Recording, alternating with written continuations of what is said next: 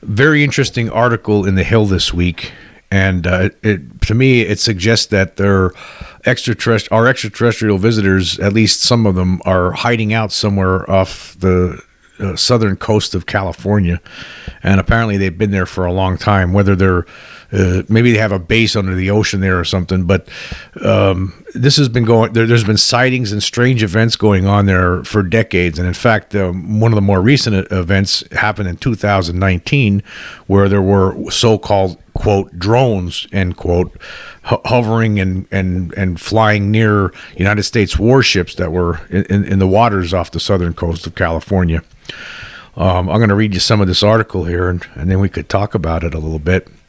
Okay, it says this article, the headline for this article, UFOs, the Channel Islands, and the Navy's, quote, drone swarm, end quote, mystery.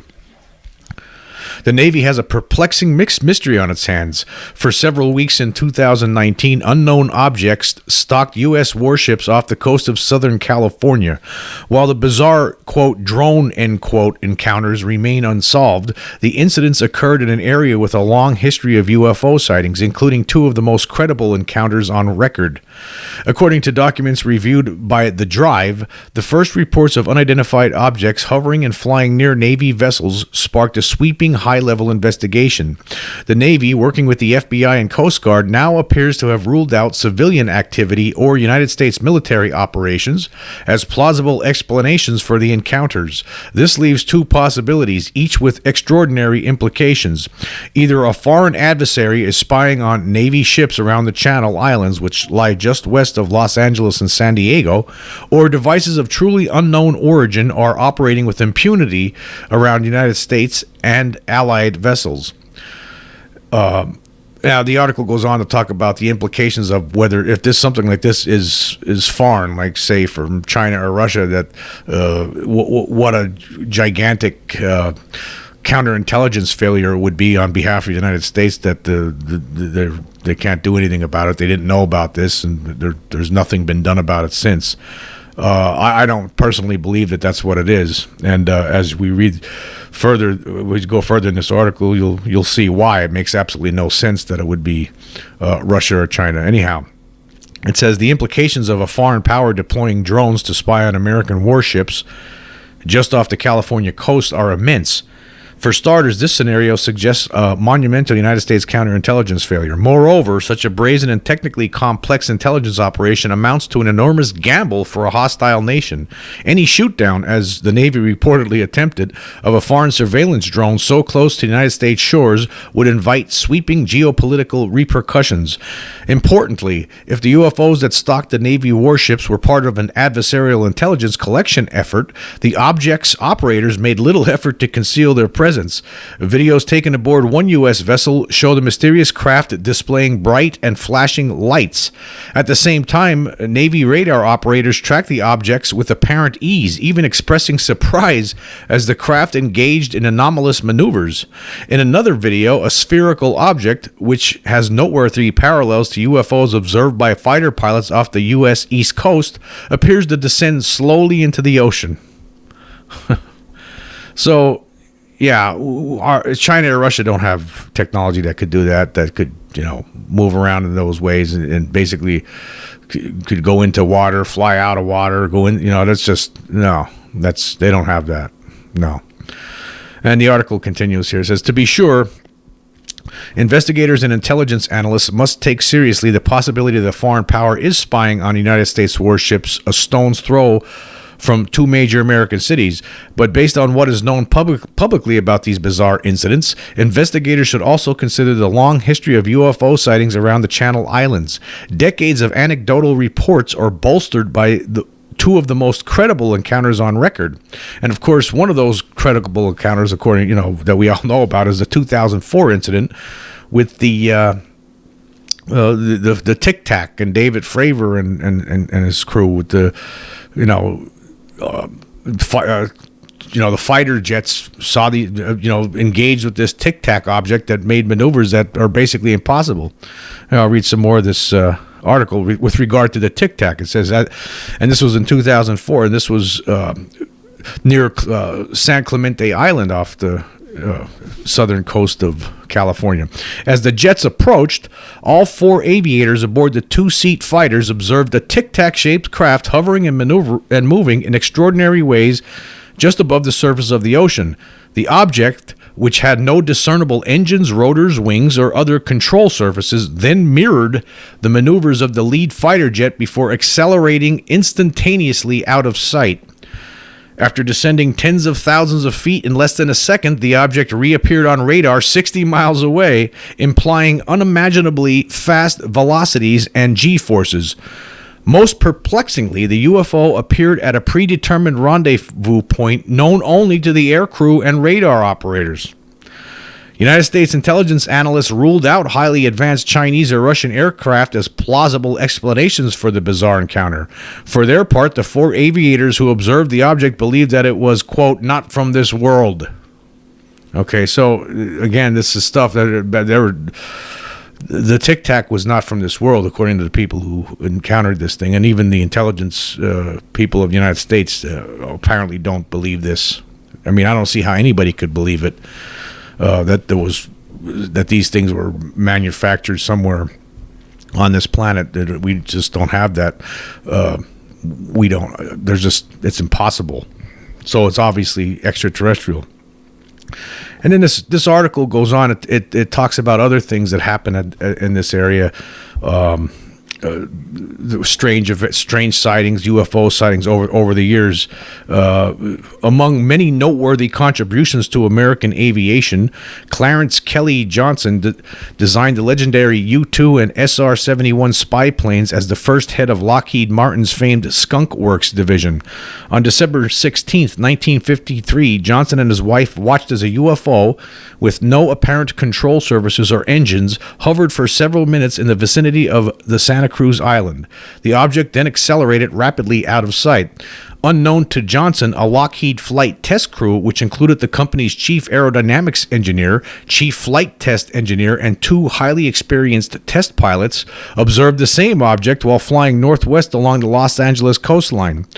Unsurprisingly, Johnson and the flight crew's descriptions of the incident are meticulously detailed. Most importantly, Lockheed's engineers and pilots explicitly ruled out a cloud formation as a plausible explanation for the incident. Nonetheless, the Air Force, freshly charged with discrediting and debunking all UFO sightings, concluded that 5 of America's most credible observers were fooled by a small cloud. Largely unknown in aviation history, Johnson was a firm believer in the existence of flying saucers. In a letter informing the Air Force of the Channel Islands encounter and another UFO sighting 2 years earlier, Johnson writes that the incidents left him more firmly convinced than ever that such devices exist. According to Johnson, the 1953 encounter helped him win, quote, some highly technical converts in this belief, end quote.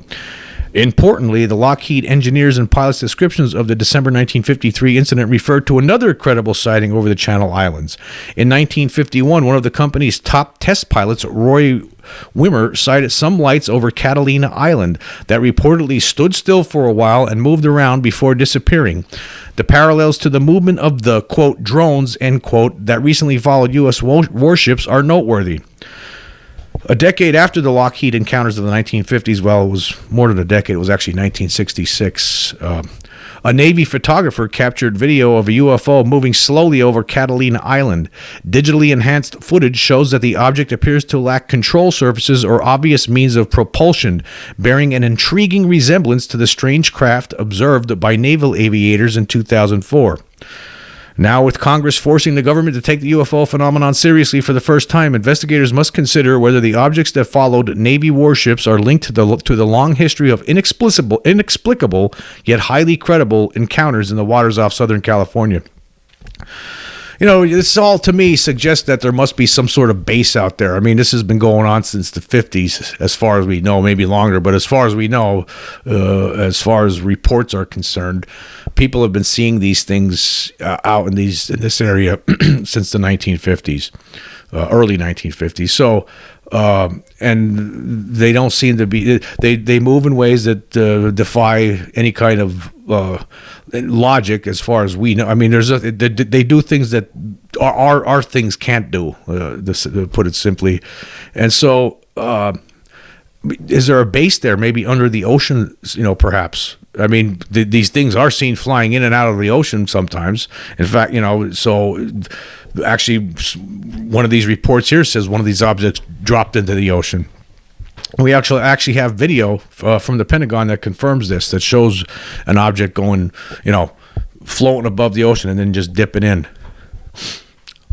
So is that what's going on? Is there a base out there? I mean, what are we going to do if there is? I mean, they're an advanced civilization, advanced, technologically beyond anything that we could even imagine. So what are we going to do? I mean, I just can't imagine that Russia or China would have the balls enough to get this close to our country with objects to spy on us, like right and basically blatantly, not even caring if we see them or not.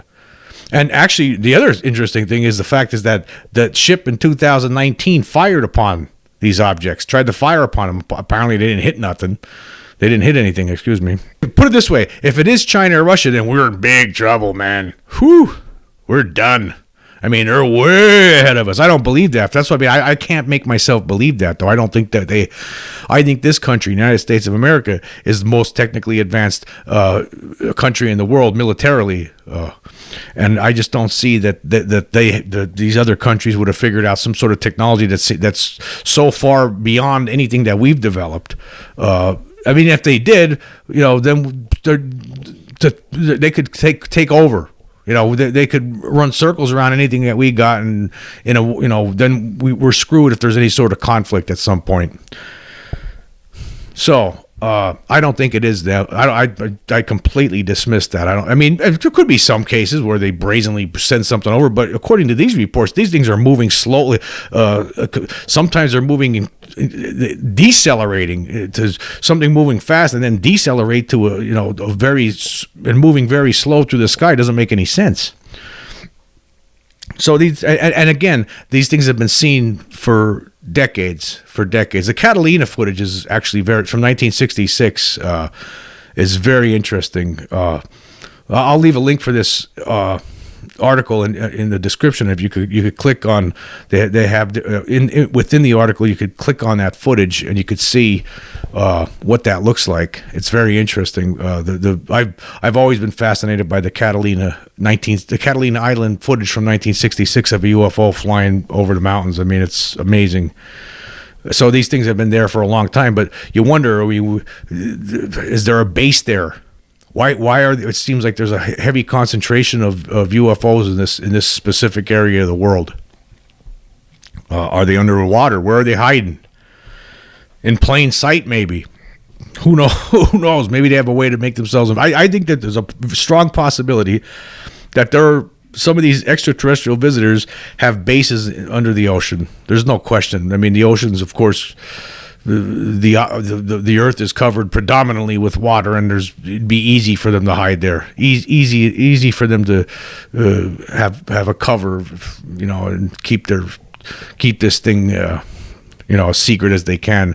Obviously, because it's happening. I mean, our military fired upon these things in 2019, and these things just they don't care. They're just, we're not going to get hit by you. We'll just move away. Sometimes you wonder, though. I know that sometimes there's probably been times in the past where we've hit a UFO. We just don't hear about this. Where we've actually brought one down with a missile.